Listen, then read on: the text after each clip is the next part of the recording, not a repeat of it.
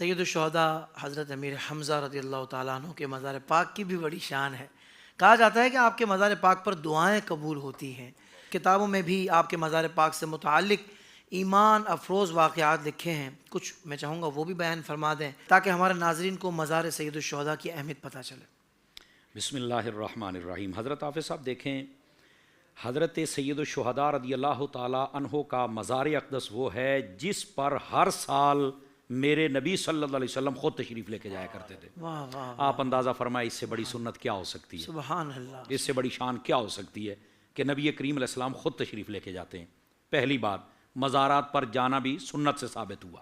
واہ، دوسری بات، حضرت سید الشہداء امیر حمزہ رضی اللہ تعالیٰ عنہ آپ کی بارگاہ میں دعائیں قبول ہوتی ہیں۔ بس اوقات لوگ نا الجھن پیدا کرتے ہیں، وہ کیسے ہو جاتی ہے؟ میں نے کہا یار پہلی بات مجھے یہ بتاؤ آپ کیا کہتے ہیں؟ کہہ رہے یار کوئی زندہ ہو تمہاری سفارش کرے تو پھر تو چلو سمجھ بھی آتا ہے۔ تو میں نے کہا اگر دم خم ہے تو آپ مجھے صرف قرآن سے یہ بتا دیں شہید زندہ ہوتا ہے یا نہیں ہوتا، صرف یہ بتا دیں، باقی ہم آپ کو سمجھا دیتے ہیں۔ کہا بھی شہید تو زندہ ہوتا ہے۔ تو میں نے کہا جو زندہ ہوتا ہے کو آپ کی بات سنے گا بھی صحیح کہ نہیں سنے گا، یا تو آپ مردہ ہونے کا فتویٰ لگا دیں۔ اگر زندہ ہے تو ماننا پڑے گا وہ آپ کی بات سنتے ہیں، آپ جو ریکویسٹ کرتے ہیں زندہ ہو کے سنتے بھی ہیں اور آگے پہنچاتے بھی ہیں اور آپ کی قبول بھی کروا لیتے ہیں۔ سبحان اللہ۔ اب اگلی بات میں رکاوٹ تو تب ہے نا جب آپ زندگی نہ ثابت کر سکیں۔ جب آپ زندگی ثابت کر سکتے ہیں، آپ نے کس کو کہنا؟ حضرت امیر حمزہ کو۔ امیر حمزہ پاک نے کس کو کہنا؟ نبی پاک کو۔ ان کی بھی حیات ثابت، ان کی بھی ثابت۔ آپ کیا کر رہے ہیں یار؟ آپ کو کیوں پریشانی ہے؟ کیوں پریشانی؟ نبی پاک علیہ السلام نے حضرت حافظ صاحب یہاں تک فرمایا، حضور علامہ صاحب آپ کی توجہ چاہ لیتا ہوں، فرمایا کہ قیامت تک کے لیے جو احد کے شہیدوں کو سلام کرے گا یہ سنیں گے بھی اور جواب بھی عطا فرمائیں گے۔ سبحان اللہ، سبحان بلکہ شیخ محقق رحمۃ اللہ تعالی علیہ نے یہاں بڑے کمال کی بات لگی، فرمایا قبیلہ بنو اسد کی ایک عورت یہاں سے گزر رہی تھی اور یہ آقا کریم صلی اللہ علیہ وسلم کے ساتھ جو حضرت امیر حمزہ اس وقت شہید ہوئے، یہ اس کے بڑی دیر بعد کی بات ہے۔ کہہ رہی میں اکیلی گزر رہی تھی، میں نے حضرت سید الشہداء امیر حمزہ رضی اللہ عنہ مزار کے پاس سے جب گزرنا چاہا تو میرے ذہن میں وہ حدیث آئی کہ آقا کریم نے فرمایا احد والوں کو جو سلام کرے یہ سنتے اور جواب دیتے ہیں۔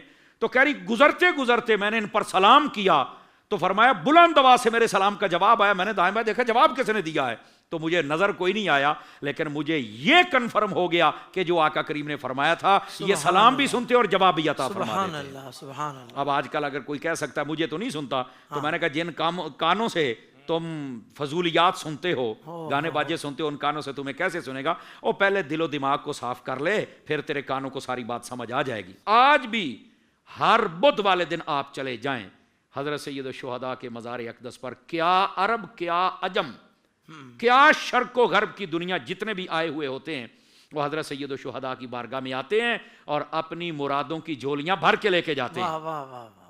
جن کو نہیں کچھ ملتا نہ جائیں، ہم نے کب کہا ہے؟ بلکہ وہ بلاتے ہی انہیں جنہیں کچھ عطا کرنا ہوتا ہے، اللہ، ان کے پاس تو خزانے ہیں نا، تو وہ اس لیے وہاں پر آج بھی آپ دیکھیں بدھ والے دن کبھی بھی رات کے وقت چلے جائیں، دن کو جائیں تب بھی رات کے وقت بھی کیا بات ہوتی ہے۔ حضرت سید الشہداء امیر حمزہ رضی اللہ عنہ آپ کی خصوصی توجہات ہوتی ہیں، بلکہ میں نے تو یہ دیکھا ہے وہاں کی جو ہوا ہوتی ہے نا اس کے اندر بھی ایک عجیب ہی خوشبو اور عجیب ہی لطف ہوتا ہے، وہ بندے کو مطلب کھینچتی ہے کہ آجا تیرا سب کچھ یہاں، یہ آجا یہاں پر کھڑے ہو جاؤ۔ سبحان اللہ۔ اور حضرت سید الشہداء کے قدموں میں کھڑے ہو کر جب بندہ تمنائیں اور التجائیں پیش کرتا ہے لطف آ جاتا ہے۔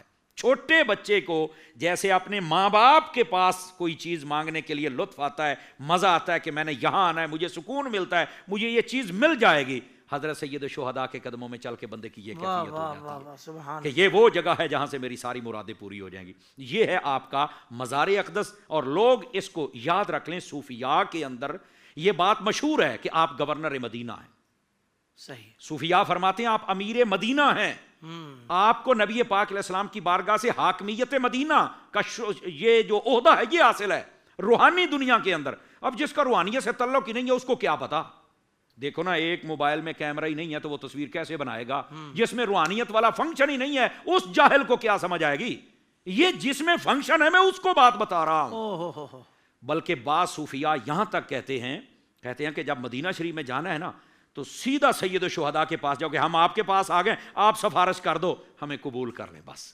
فرمایا اتنی بات کر کے کبھی حاضری دو، پھر دیکھنا لطف کیسا۔ سبحان اللہ، سبحان اللہ، اللہ آپ کو جزائے خیر دے۔ آمین۔ سوشل میڈیا پر اسلام کی صحیح تعلیمات جاننے کے لیے ابھی حافظ سائر قادری کا نیا YouTube channel Islamic digital studio subscribe کر لیں، اور ہاں नोटिफिकेशन बेल आइकन को भी प्रेस कर लें ताकि हमारी नई वीडियोस आप तक बर वक्त पहुंच सके।